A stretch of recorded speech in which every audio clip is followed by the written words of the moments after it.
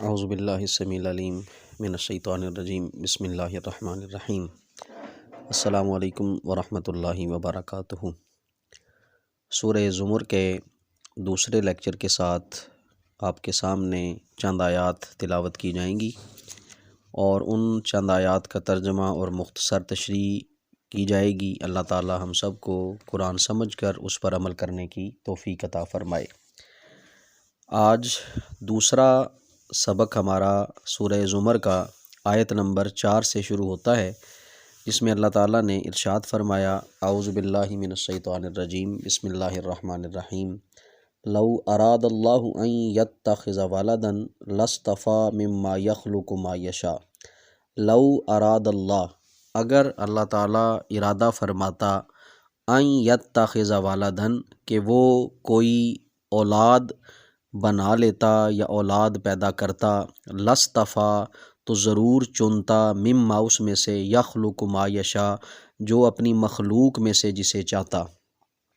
لو اراد اللہ ان یتخذ ولدا لاصطفیٰ مما یخلق ما یشاء، اگر اللہ تعالیٰ اپنا بیٹا بیٹی یا اولاد ہی بنانا چاہتا تو وہ ضرور اس میں سے چنتا جسے اس نے پیدا کیا، اور اپنی تخلیق میں سے جسے چاہتا منتخب کر لیتا کہ یہ میرا بیٹا ہے یا یہ میری بیٹی ہے یا یہ میری بیوی ہے۔ جس طرح سابقہ ادیان میں سے بعض وہ لوگ جنہوں نے کفر کیا، وہ طرح طرح کے اللہ تعالیٰ پر الزامات لگاتے رہے، بہتان باندھتے رہے۔ کسی نے کہہ دیا فرشتے اللہ کی بیٹیاں ہیں، کسی نے کہا حضرت مریم علیہ السلام اللہ تعالیٰ کی زوجہ ہیں، کسی نے کچھ کہا، کسی نے کچھ کہا، حضرت عزیر کو ابن اللہ کہہ دیا، حضرت عیسیٰ کو ابن اللہ کہہ دیا۔ تو اسی ضمن میں اللہ تعالیٰ نے ارشاد فرمایا کہ اگر اللہ تعالیٰ اپنی اولاد منتخب کرنا چاہتا تو وہ ضرور اپنی بہترین تخلیق میں سے چن لیتا، اپنی بہترین تخلیق میں سے بیٹا یا بیٹی بنا لیتا۔ سبحانہ، وہ ان تمام چیزوں سے پاک ہے۔ واللہ الواحد القہار، وہ واحد ہے اور قہار ہے۔ اللہ واحد ہے، قہار ہے۔ اگلی آیت میں اللہ تعالیٰ نے اپنی قدرت کاملہ کا اظہار فرمایا، ارشاد فرمایا، خالق السماوات والارض بالحق۔ خالق السماوات والارض، اللہ نے تخلیق فرمایا آسمان اور زمین کو، بالحق کی، حق کے ساتھ۔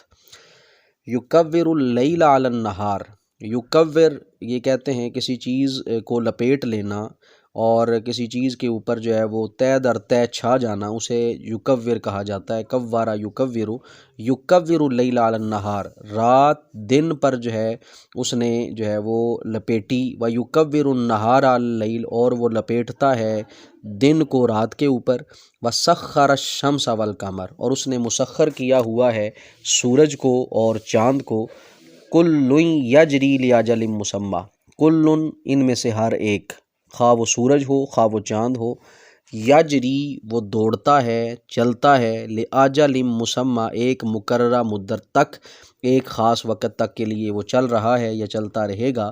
الا هو العزیز الغفار، الا خبردار یا کان کھول کے سن لو، هو العزیز الغفار، وہ عزیز ہے اور توبہ کو قبول فرمانے والا ہے۔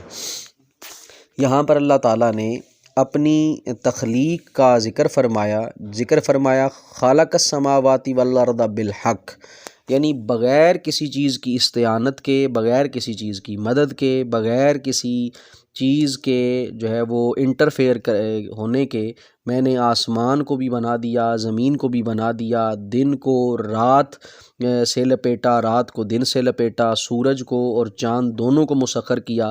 اپنے وقت پہ سورج نکلتا ہے، اپنے وقت پہ غروب ہوتا ہے، چاند اپنے وقت پہ نکلتا ہے، چاند اپنے وقت پہ غروب ہوتا ہے۔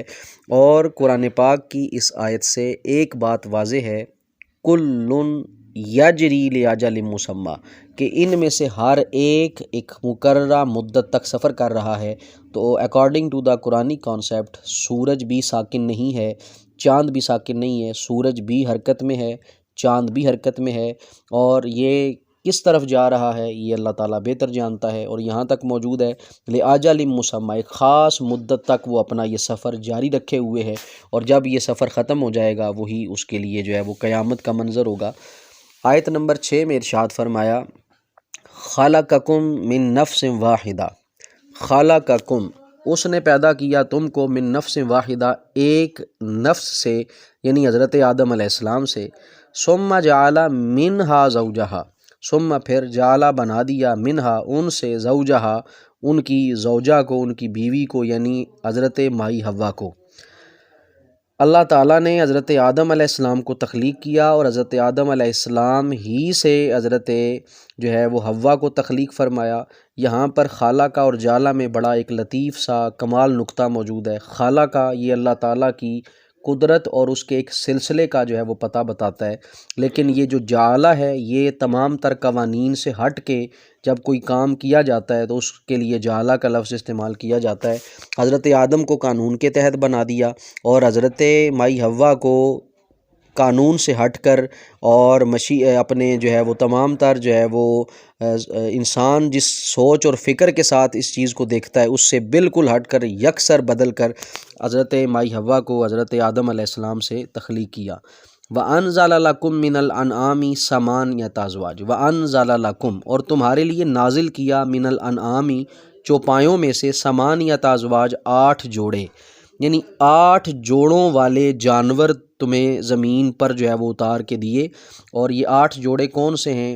بھیڑ نر اور مادہ، بکری نر اور مادہ، اونٹ نر اور مادہ، گائے نر اور مادہ، یہ ملائیں تو 8 بنتے ہیں، یعنی بھیڑ، بکری، اونٹ اور گائے، ان کے نر اور مادہ شامل کریں تو یہ ثمانیۃ ازواج یعنی 8 جوڑے جو ہیں یہ مراد ہیں۔